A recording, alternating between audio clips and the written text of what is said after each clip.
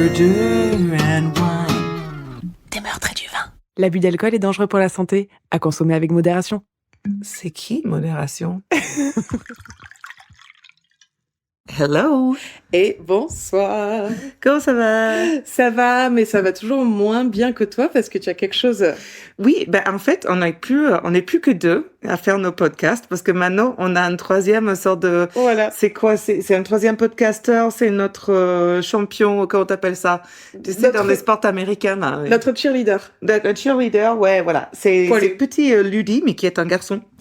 Un petit caniche fauve qui fait un nouveau membre de ma famille et qui est trop beau et trop mignon et trop gentil. Donc on va essayer de ne pas se laisser. Et qui mange mon pull. Ouais. Non, Ludi. Non, j'étais justement en train de dire on va essayer de ne pas se laisser divertir par ce chien. Mais ça va être dur. Et qu'au milieu de mon histoire, je fais et il lui a enlevé l'utérus avec un canif.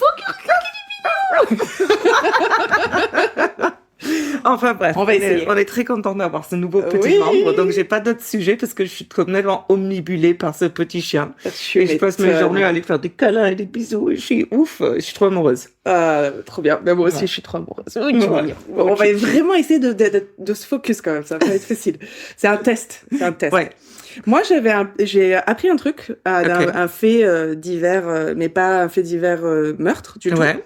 Est-ce que tu connais la personne qui est la raison pour laquelle, aux États-Unis, tu as une date de péremption sur le lait? Non. Al Capone. Ah, attends, ça me dit quelque chose, mais vas-y, raconte. En fait, apparemment, sa nièce est tombée extrêmement malade à cause de lait très, très périmé ou très caillé. J'en sais rien. Déjà, j'ai envie de dire, meuf, tu sniffes avant de boire. Tout le monde n'est pas toi, Charlotte. Charlotte, tu viens d'ouvrir le lait chez toi, elle le sniffe comme si c'était quelqu'un qui avait un lait. Écoute, que ça datait de 3 mois que c'était ouvert. J'ai grandi avec une mère qui disait périmé jusqu'en février, on est en mars. Ça passe. Oui, mais quand tu vas chez les autres, c'est presque mal poli. Genre, je suis là, c'est bon, Charlotte, j'ai ouvert hier le lait. Elle est là en train de sniffer à fond dans mon lait UHT, berk. C'est un tic. Écoutez, le trauma arrive dans plusieurs... D'accord, donc Al Capone. Al Capone, sa nièce, donc tombée extrêmement malade à cause d'un lait très périmé, parce qu'elle n'avait pas sniffé, n'est-ce pas? Et il s'est battu donc avec les compagnies laitières pour qu'elles mettent une date de péremption sur les produits laitiers. D'accord. Et après, ils ont abusé de ça en mettant des dates pour je sais pas quoi. Al Capone n'y est pour rien, mais au moins, merci Al Capone de soulager notre estomac. Ouais, c'est clair. Alors, j'avais un autre, mais attends, j'ai perdu mon truc parce que du coup, j'ai oublié ce que j'étais en train de dire. J'avais regardé un nouveau... Ah non, je sais ce que je voulais parler. Est-ce que tu as regardé l'interview de Piers Morgan avec la fameuse Martha de Baby Reindeer? De Baby Reindeer, j'ai vu que des bribes. Ouais. J'ai pas vu en entier, mais en fait, tout ce que j'ai vu, je me dis que elle est complètement folle. Ouais, elle est folle, complètement, on est d'accord. Et en plus, bon, après, soyons d'accord, les Français, si vous connaissez pas Piers Morgan, c'est un journaliste, entre grosses guillemets, un journaliste anglais, mais qui fait de la merde, quoi. C'est une journaliste de spin, de click, voilà, c'est une grosse merde. Donc il invite quelqu'un. Alors, je sais pas s'ils ont fait un contrat avec elle pour qu'elle vienne sur le plateau parce qu'ils savaient que ça allait faire de l'audimat. Alors, mais comme quoi, il allait pas vraiment. En fait, il lui a posé des questions, mais t'es un journaliste, tu poses des questions. Est-ce que tu as vraiment envoyé 41 000 mails? Et là, quand elle te dit non, tu dis, moi, j'ai la preuve. Enfin, tu vois, il y a zéro, mais c'est juste une question-réponse. En fait, c'est ça, parce que Pierce Brosnan. Ouais. James Bond n'est pas un journaliste. Pas du tout. Piers Morgan n'est pas un journaliste. Et alors, moi, je suis pas sûre. Bon, ils ont dû lui donner un peu d'argent, forcément, pour, tu vois, et tu l'as fait voler première classe, etc. Mm-hmm. Mais je pense que, alors, elle dit qu'elle n'a pas vu Baby Reindeer. Je pense pas. Non. Je pense qu'elle l'a vu. Clairement. Et je pense que, tu sais, dans son esprit complètement où elle est dans son monde total, elle se dit non mais moi je vais réussir à convaincre le monde entier en fait que c'est lui qui m'a harcelée et pas le contraire. Oui. Sauf que tout ce qu'elle fait, la manière dont elle se comporte, mène à la conclusion de ah oui non elle a un grain la meuf. Oui mais c'est horrible de dire ça parce que c'est pas du tout c'est anecdotique et en plus c'est pas du tout sérieux mais tu le sens quoi. Quand tu la regardes parler, tu sens qu'il y a un truc qui ça va pas tout à fait. Il y a un court-circuit. Et apparemment il y a d'autres gens qui maintenant commencent à se manifester pour dire mais moi aussi elle m'a fait ci, elle m'a fait ça. Et en fait, ils reviennent avec d'anciennes tweets, de posts qu'elle a fait sur Facebook complètement folle où en fait elle n'a jamais rien effacé, ou en tout cas les gens ils l'ont gardé. Ils l'ont gardé parce que moi j'ai vu tous ceux qu'ils ont ressortis ou quand elle écrivait à Richard Gad, où elle disait non pas du tout, je n'ai jamais écrit, et là ils sortent genre une douzaine de tweets au moins où elle disait ton petit cul et tout machin, enfin. Ouais. Ben, voilà. Donc, je pense, clairement, si j'avais des doutes sur sa culpabilité, j'en ai plus. Ouais, j'imagine quand même que Netflix, la plateforme qui est devenue Netflix, ça veut pas dire qu'ils font pas des conneries, parce qu'il y a d'autres documentaires. Par exemple, le dernier, What Jennifer Did.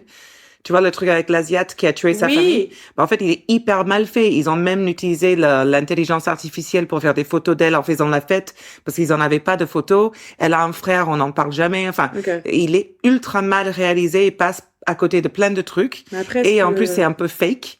Mais est-ce que c'est là, la part de Netflix ou du réalisateur? Ils l'ont acheté, donc il y a de la responsabilité de faire du fact-checking.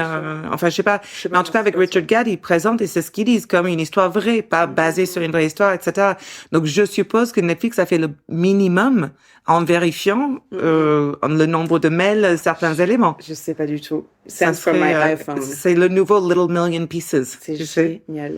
Si vous avez pas lu Little Million Pieces, Charles avait adoré ce livre de gars qui raconte qu'il était super grosse drogué son temps dans les rehab, les centres de désintoxication. Ouais, les centres de désintoxication. Mais en fait, c'était vraiment fabulé pour la plupart. Non, en fait, c'était, romancé, on dit. C'est parce que la base était vraie, c'était un mec. Charlotte veut toujours pas admettre que le gars, il a inventé. Non, parce qu'il le dit, c'est romancé, et quand il a avoué. Oui, mais il l'a vendu comme une vraie histoire. Oui, il l'a vendu comme une autobiographie, mais c'était romancé dans le sens où, oui, il se droguait énormément, oui, il a fait centre de réhab, mais non, mais rien à voir. Il prenait quelques drogues, il a fait, je sais même pas si c'est en réhabilitation, enfin, c'était un truc complètement tellement loin de ce qu'il raconte dans le livre. Moi, j'ai lu un de ses derniers bouquins, j'ai adoré.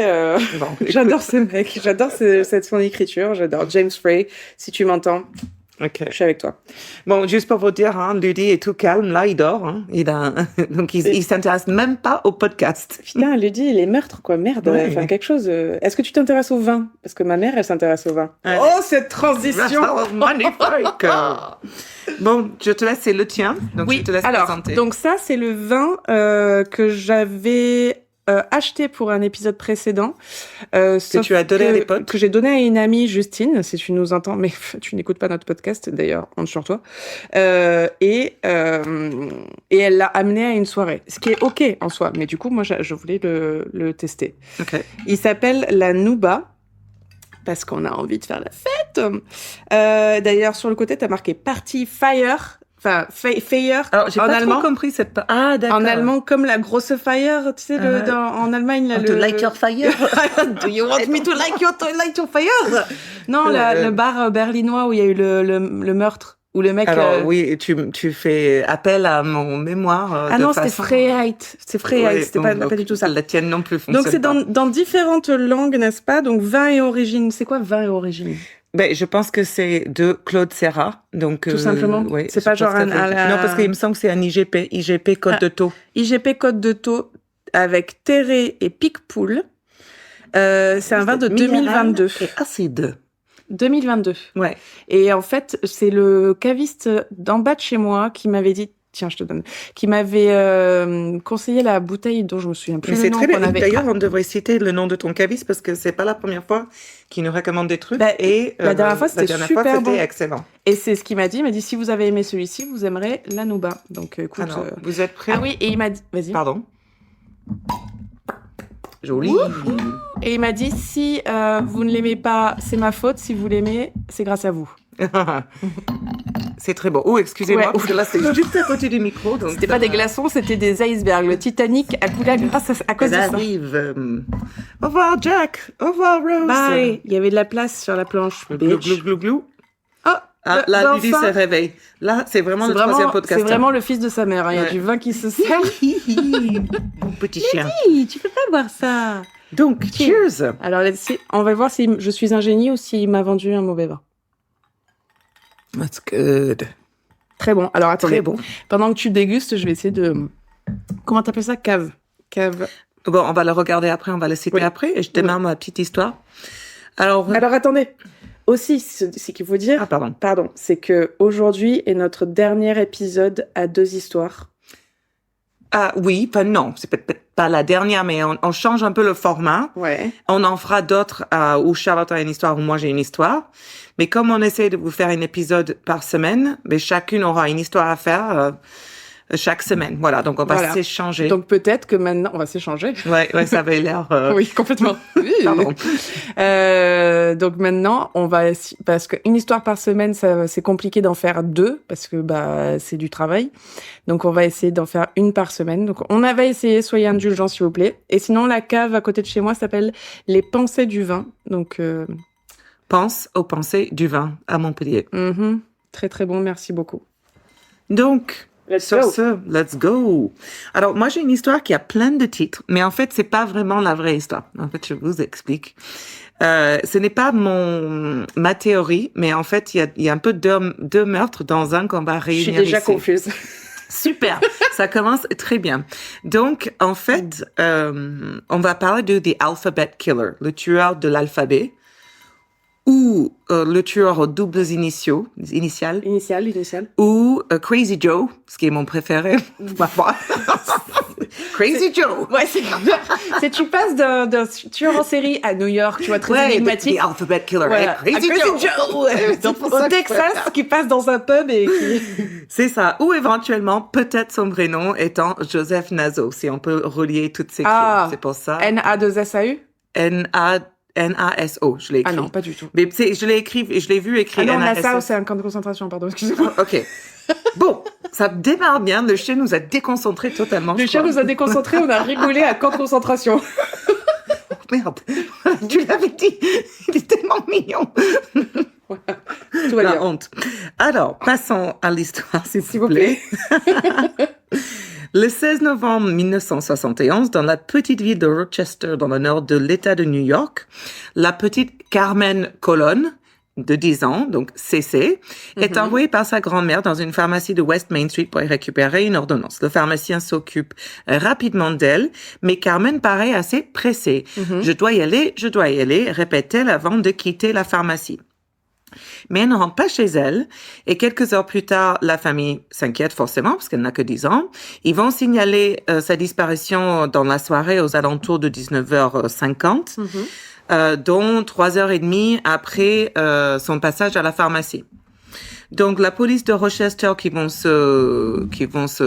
à qui l'enquête sera confiée, va recueillir assez rapidement des témoignages plutôt troublants. Dans l'après-midi du 16 novembre, plusieurs automobilistes affirment avoir vu une fillette partiellement dénudée courir sur l'autoroute pour échapper à une petite Ford Pinto un peu sombre de couleur, ils disent. Malheureusement, avant que quelqu'un ne puisse réagir, la petite fille a été rattrapée par le conducteur de la voiture en question. D'accord. Donc, le 18 novembre 71, 2 jours plus tard, le corps de Carmen est découvert dans une rigole en bordure de cette route, près d'une ville qui s'appelle Churchville. Son corps est bien dénudé sous la ceinture. Elle présente des traces de griffures. Et par ailleurs, l'autopsie va démontrer que Carmen a été violée et frappée à la tête avant d'être étranglée à main nue. Voilà, donc... Là, on va parler de qui? Donc ça, c'est la première. Et après, on va parler de Carmen Colon, la première, Wanda Walkowski et Michelle Mainza. J'adore. Donc, dans un premier temps, on va regarder l'oncle qui s'appelle Miguel Colon, parce qu'il est soupçonné de son meurtre. Selon un de ses amis, lui, il aurait déclaré 2 jours après la disparition de Carmen qu'il voulait quitter le pays après avoir fait quelque chose de mal. Mais en fait, il n'y a pas de preuves matérielles, donc ils vont abandonner cette piste. Le 2 avril 1973, donc 17 mois après le meurtre de Carmen Colon, Wanda Walkowski, 11 ans, va disparaître dans une épicerie de Rochester. Que des jeunes en plus. Ouais, tout à fait. Son corps va être découvert le lendemain matin près d'une route, donc de la même manière, un peu à une dizaine de kilomètres de là où elle a disparu. Il présente des traces d'agression sexuelle, de strangulation, mais par contre, là, la différence, c'est qu'on a revêtu son corps post-mortem. Par contre, les légistes vont découvrir des traces de sémences, des poils pubiens et de curieux poils de chat blanc. Donc, ces mêmes éléments seront retrouvés aussi sur la 3e victime. Ok. Donc, le 26 novembre 1973, quelques mois après Wanda, Michelle Mainza, 11 ans de nouveau, disparaît de son école. Elle est retrouvée morte 48 heures plus tard près d'une route de Macédoine, un autre village. Elle aussi a subi un viol, a été étranglée à mort, et sur ses vêtements, on trouve des poils pubiens et des poils de chat blanc. Voilà. Donc, on va d'abord les intitrer les meurtres aux initiales doubles. Donc, les enquêteurs ne pensaient pas au début que les meurtres de Colon et Walkowski étaient liés, mais ils sont quand même un peu forcés d'admettre que là, ils font face peut-être à un tueur en série. Les similitudes entre les victimes sont tellement nombreuses et en plus, le mode opératoire sont vraiment très rapprochés. Oui, un petit peu. Oui, un tout petit peu. Bon, écoutez. Aussi, note une petite caractéristique plutôt étrange dans les meurtres. Non seulement les fillettes ont des initiales doubles, mais leur corps, et c'est pour ça que je citais le nom de ville, leur corps a été découvert dans des villes correspondant à leurs initiales.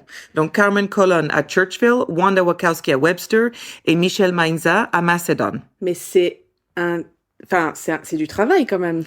C'est du travail. Faut que tu trouves la personne. Tout le monde n'a pas une double initiale. Qu'il soit jeune, fille, et d'après côté d'une ville, c'est ça. Oui. Donc, du coup, là où devient l'autre surnom, donc le meurtre de l'alphabet. Mm-hmm. Mais la police étant... Voilà. Crazy Joe. Donc, la police étant dans la police que l'on connaît et que l'on chérit tant si, ils disent que ce n'est qu'une étrange coïncidence. Non. Si. Oh. Donc, grâce quand même à plusieurs témoignages, dont celui d'un autre automobiliste, j'ai un peu de mal avec celui-là, affirmant avoir vu Michelle Maizena avec un homme sur une route, là où ils ont trouvé, la police va dresser le portrait robot d'un homme blanc aux cheveux sombres, âgé de 25 à 35 ans, donc pas... Beaucoup de personnes. Oui. En 74, un homme nommé Dennis Termini, un pompier de 25 ans, va être recherché après avoir enlevé une adolescente. Mais après plusieurs jours de traque, cet homme finit par se suicider. Et c'est là qu'on va découvrir des poils blancs de chat dans sa voiture. Et on va imaginer son implication éventuelle dans les meurtres de la FLB. Mais en 2007, la comparaison de son ADN à celui retrouvé sur le corps de Wanda Wachowski a permis de l'écarter à la liste des suspects. Donc, ça, c'est un peu la première partie de mon histoire, parce que la deuxième partie de mon histoire, moi, je pense qu'il y a un lien, mais n'a jamais été prouvé. Mais vous allez voir si vous êtes d'accord avec moi. Du coup, tu fais ta détective. Alors, c'est pas moi qui a fait la détective, c'est quelqu'un d'autre. Je ne suis pas aussi forte que ça. Mais je trouve ça mieux de le raconter comme ça. Une histoire de son côté, l'autre histoire. Donc, quel professionnalisme. T'as vu? Donc, la deux histoires commencent avec un homme qui a de 76 ans, Joseph Nassau. Crazy Joe. Crazy Joe. Donc, ces agents de libération conditionnelle ou de probation, je parle aux États-Unis. Ouais, c'est ça. Ils ont effectué une visite un peu aléatoire à son domicile dans le Reno, au Nevada, pour une infraction soi-disant à la légalisation sur les armes. Comme quoi il avait une arme alors qu'il n'a pas le droit. Ou qu'elle n'était pas légale. Non, parce qu'il est sorti de prison, donc là, il n'a pas le droit. Il y a quand même quelques gens qu'on laisse pas avoir des armes, hein. Pas beaucoup, mais quelques-uns. Vous avez quand même quelques petites valeurs. Il y a des lois, mais pas toutes. On peut faire certains, mais pas d'autres. Tu comprends? Voilà. Donc, il n'avait pas le droit, lui. Donc, ils ont pu fouiller de toute sa maison parce que il avait bien des armes et des munitions, donc ce qui leur a permis de fouiller le reste de la maison. Et là, ils ont trouvé des centaines, voire des milliers de photographies de femmes nues, posées dans des positions très peu naturelles, et elles semblent mortes ou du moins inconscientes, et aussi avec des parties de mannequins et de la lingerie éparpillées sur chaque photo. Les flics découvrent donc cette sorte de cachette en se disant « Putain de merde, il faut vraiment fouiller cette maison », parce que quand ils voient ça, ils se disent « Il y a un truc qui cloche ». Et donc, ils finissent par trouver des coupures de journaux avec l'identification de femmes, une identification qu'ils n'auraient pas dû avoir. Donc, clairement, ça commence à ressembler déjà à un tueur en série avec cette fouille. Donc, parce que, en fait, là, tout se trouve dans comment on te dit ça, des trophées, en fait, si tu veux. Là, on est clairement sur encore une fois, on a parlé la dernière fois, des trophées du tueur en série. Et donc, là, les flics, ils savent un peu ce qu'ils cherchent. Et et c'est stupide pour ces mecs de faire ça parce que clairement ils vont se faire démasquer en gardant ce truc-là, mais je pense pas qu'ils peuvent s'en empêcher. C'est ça. Mais tant mieux. Parce que celui-là, il a fait un truc qui est super. Il a tenu un journal des viols et il tient ce journal depuis les années 50. Ah, comme BTK. Apparemment. Et aussi, il faut se souvenir que les petites filles dont j'ai décrites, c'est dans les années 70. Ok. D'accord? Oh, ok. Donc, chaque petite interaction qu'il avait avec une femme, il écrivait dans son journal. Donc, ce qui menait à ces viols avec des phrases bizarres ou étrangement décontractées, genre « J'ai ramassé une rousse sexy et c'est beaucoup débattu avec moi ». Type de phrase. Donc, les flics parcourent des années de documents, puis là, ils tombent sur une liste de 10 femmes avec leur nom et leur lieu de résidence. Et ils commencent à rassembler les noms, les descriptifs de ces femmes et de ces lieux. Et elles commencent à correspondre à des femmes qui ont réellement disparu des mêmes villes. Ok. Donc, ce type a violé, assassiné et jeté des corps des femmes depuis les années 70. Donc, ils doivent l'extrader du Nevada vers la Californie, car certains des meurtres ont eu lieu dans les environs de San Francisco. Et ce qu'ils commencent à comprendre, c'est qu'il a vécu à proximité dans la même ville que celle où que ces femmes ont été enlevées ou abandonnées. C'est là où tout ça s'est passé. Quand ça se passait, il vivait au même endroit. Donc, il commence à retracer un peu son historique et là où il a vécu. Ils vont faire une tonne d'interviews et ils s'affairent aussi que l'autre détail qu'ils vont découvrir, c'est que les femmes ont toutes des initiales doubles, le même prénom ou le même nom de famille. Non. Et, enfin, la même première lettre, oui. Oui, la même première lettre, c'est ça. Okay. Et donc, la même chose pour les meurtres de l'alphabet. Mais là, il s'agissait alors des petites filles âgées de 10 à 12 ans. Ok. Donc, d'abord, femme. Il a d'abord tué des femmes. Enfin, dans cette histoire, cet homme-là, ce Joseph Naza ou Crazy Joe, lui, il tue des femmes. L'histoire d'avant, c'était des filles. Donc, peut-être que c'est le même, peut-être que c'est pas le même. Alors, ce qu'il faut savoir, c'est qu'il a ce fameux journal, même s'il n'est pas lié à cette époque-là, parce qu'il mettait pas les noms. Mais ce qu'il faut savoir, c'est que tu deviendras jamais, mais Crazy Joe est originaire de l'État de New York. Et qu'à la même époque que les filles étaient décédées ou tuées, il était en train de visiter dans la région. C'est suspicious. I don't think so. Exactement. La police va continuer à affirmer que les deux affaires ne sont pas liées parce que les affaires datent des années 70 et que les petites filles étaient prépubères. Quant aux autres femmes, on est maintenant dans les années 80 et 90. Là, elles sont plus âgées et probablement, ils disent à chaque fois, des prostituées. Et il semble qu'il ne voulait pas assassiner que des femmes d'un certain âge. Mais en fait, en même temps, si tu penses, quand tu assassines un enfant, les gens s'indignent davantage et on en parle davantage. C'est des travailleurs du sexe. Nope. C'est tout à fait ça. Donc, peut-être que c'est juste, il a donc cessé juste de le faire parce que c'était plus évident. Donc, l'idée, c'est que je peux plus assassiner d'enfants parce qu'on va être trop suspicieux, donc je passe à autre chose. En plus, lui, il est plus âgé, donc là, il a été arrêté à l'âge de 77 ans. Donc, il faut imaginer que à l'âge de 70 ans, il était plus jeune, il avait un peu plus de pêche, et là, il en a un peu moins de fond. Je sais pas, il y a plein de choses qu'il pourrait faire, qu'il pourrait faire les deux, parce que les deux se ressemblent vraiment. Aussi, alors je suis pas sûre que j'ai mes souvenirs de mon histoire là. On a trouvé l'ADN, comme on a dit, sur une des petites filles, Wanda. Donc, on a testé contre le gars qu'on a trouvé, mais qui n'avait rien à voir. Okay. Donc, ce qui est sûr, c'est que les 4 femmes qui ont été tuées sur la liste des 10 femmes qu'ils ont retrouvées, c'est que seulement sur ces 4 femmes, son ADN était sur elles. Mais ils n'ont pas d'ADN sur des petites filles des années 70, donc ceux liés au meurtre de l'alphabet, avec l'exception de Wanda.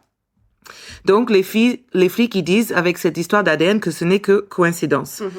Mais est-ce que c'est une victime qu'une des victimes mortes, donc des femmes, en 1978, s'appelle également Carmen Colon. Le même nom, le même prénom, le même nom. Wow. Ouais, il faut le faire quand même.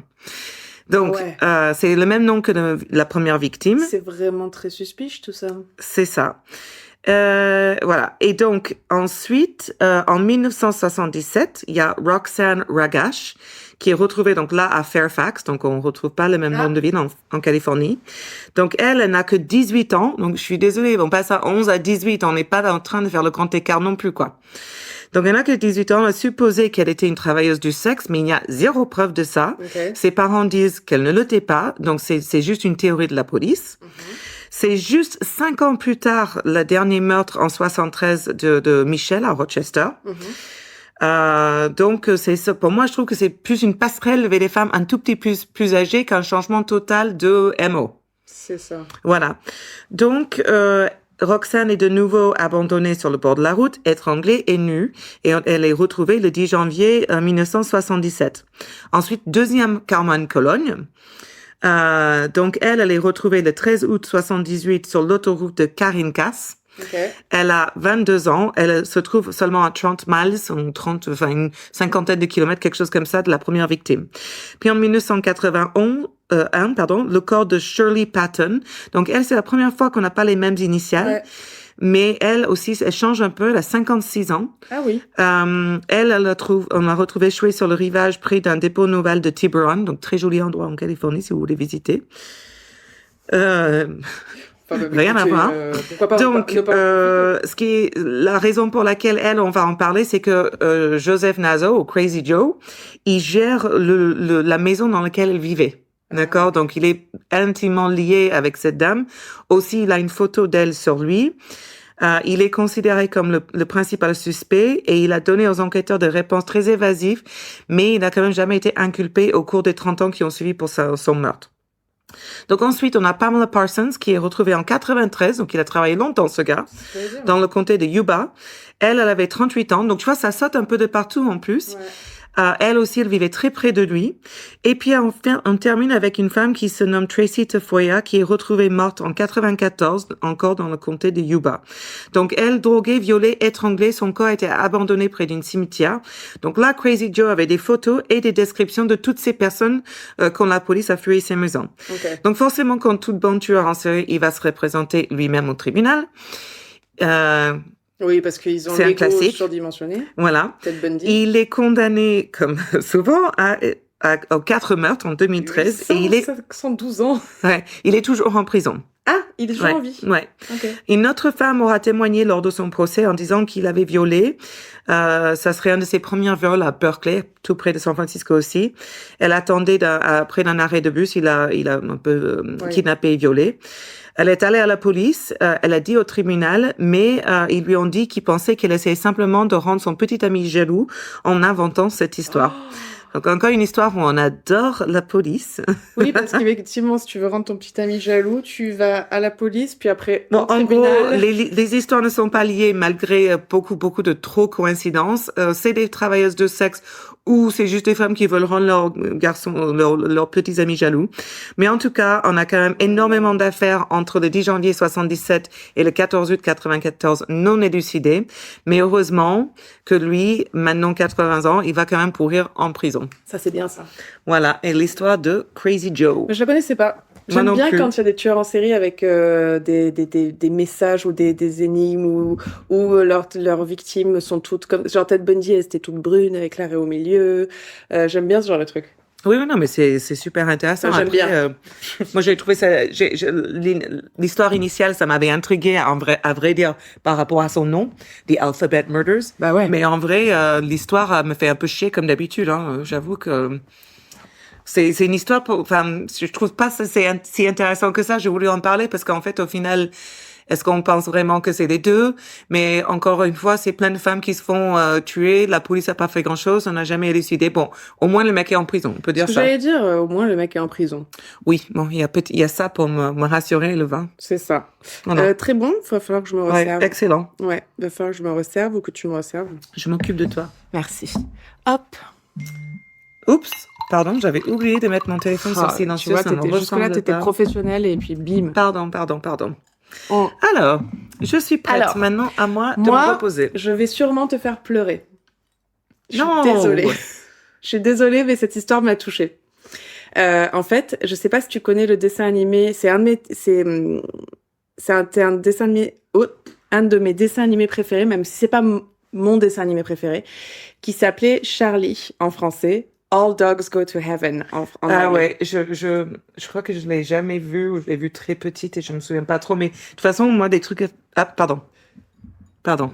Les animaux, quand ils meurent, je supporte pas de voir ces films-là. Bah, c'est pas un film, c'est un cartoon. Mais moi, ce cartoon, quand j'étais gamine, m'avait traumatisée, mais en même temps, il m'avait fascinée, il était génial. Mais j'ai l'impression que dans notre époque, excusez-moi, je bouge un peu parce que j'étais pas très confort, là, je suis bien. J'ai l'impression que nous, notre époque, on avait que des films avec des animaux qui mouraient et on est traumatisés. The Land Before Time, Bambi. Old Yeller, Bambi. Non, mais Bambi encore, ouais, c'est la mère. Là, c'est les personnages principaux. Ouais, c'est Rookie, horrible. Ouais, non, mais c'était un truc d'époque, je sais pas. Le Roi Lion. Moi, je regarde, oui, mais c'est encore plus récent, voilà. C'est vrai. Mais là, aujourd'hui, c'est vachement plus sympa, hein. Mais c'est justement, je vais en parler. Donc, je vais parler de Judith Barcy. Une enfant actrice assez méconnue, mais qui pourtant a bercé moi mon enfance, comme je disais, sans que je le sache. Parce que forcément, quand t'es gamine et que tu regardes des dessins animés, tu te doutes pas que c'est des enfants qui doublent le petit dinosaure. Tu te dis, c'est le petit dinosaure. Donc, quoi, c'est pas Jack Black? C'est clair, Jack Black fait tout.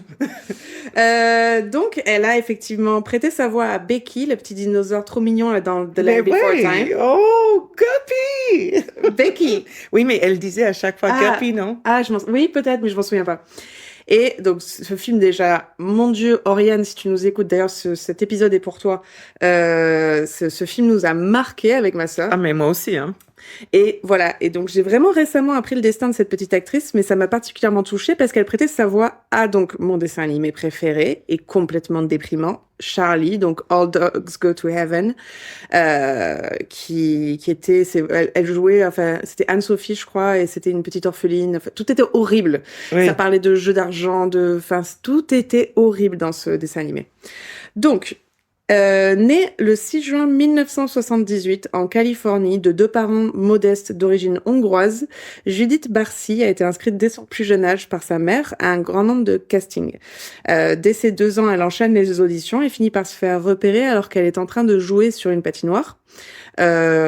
Elle démarre alors une carrière d'actrice dans des publicités. Elle en fait d'ailleurs 72 au total, avec des apparitions notamment pour McDonald's ou Lay's, donc quand même des grosses publicités, où elle avait un air très poupon en fait qui plaisait beaucoup aux téléspectateurs américains. Donc après les publicités viendront les séries télévisées comme La 5e Dimension, Punky Brewster, La Croisière s'amuse ou encore Quoi de neuf Docteur. Elle était partout. Franchement, elle était partout. Elle avait énormément de succès. Pas sa tête. On la voit également au cinéma dans Les Dents de la Mer 4, La Revanche, puis La Fillette prête sa voix au film donc Le Petit Dinosaure et La Vallée des Merveilles. Donc arrivée au CM1, fourth grade, Judith gagnait déjà $100,000 l'année, ce qui permet à sa famille d'acheter une maison à West Hill, Los Angeles. Et en plus, enfin, ce qui peut jouer en sa faveur, entre gros guillemets, elle avait un problème de croissance qui l'a amenée à prendre des injections d'hormones, mais sa petite taille faisait qu'elle était castée pour des rôles d'enfant plus jeunes que ce qu'elle était pendant longtemps. Elle n'a pas grandi trop vite, donc elle a pu vraiment milk that cow, quoi. Donc, malgré le succès grandissant et l'argent qui s'accumule, sa mère fait tout pour qu'elle connaisse une enfance normale. Cependant, la fillette grandit dans un foyer instable. Son père est un alcoolique violent qui devient de plus en plus jaloux et abusif envers sa fille. Plusieurs fois, t'es arrivé à voir son visage? Je suis en train de regarder, ouais. Elle était trop mignonne. Oui, c'est Ducky en anglais, le nom du personnage, c'est pour ça, ouais. Ducky. Ouais. Plusieurs fois, les services sociaux donc sont alertés, mais le cas est classé sans suite. À de multiples reprises, le père se comporte de manière agressive avec des couteaux de cuisine qu'il mettait directement au cou de sa fille. D'accord. En décembre 1986, Maria a signalé ses menaces et violences physiques à la police. Enfin. Voilà, alléluia.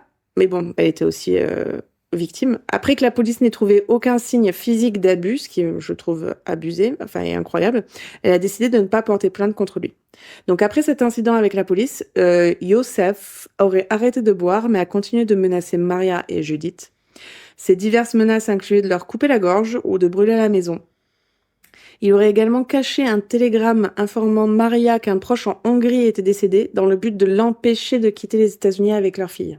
Ok, donc comme quoi c'est pas l'alcool, c'est le psychopathe. Non, oui, c'est qu'il était complètement taré. La violence physique a continué. Judith Barcy raconte à un ami que son père lui jetait des casseroles, provoquant des saignements de nez. Et en raison de ces abus, Judith a commencé à prendre du poids et à développer des comportements compulsifs tels que l'arrachage de ses cils et le retrait et l'arrachage des moustaches de son chat. Pauvre chat. Ouais, pauvre chat, pauvre enfant, enfin, Oui. y a rien qui va. En mai 1988, après avoir éclaté en sanglots devant son agent Ruth Hansen, Judith a été emmenée par Maria chez un psychologue pour enfants qui a identifié des signes graves de violence physique et émotionnelle et a rapporté ses constatations au service de protection de l'enfance. Alors, l'enquête a été abandonnée après que Maria ait assuré à l'assistance sociale qu'elle avait l'intention de commencer les procédures de divorce contre Youssef et qu'elle et Judith allaient emménager dans un appartement à Panorama City qu'elles avaient récemment loué comme refuge. Donc en fait, comme elle allait partir, l'enquête, enfin ils ont pas mené plus. Ils se sont dit, elle va plus être avec ce. Elle gère le truc et voilà. Elle gère le truc. Okay.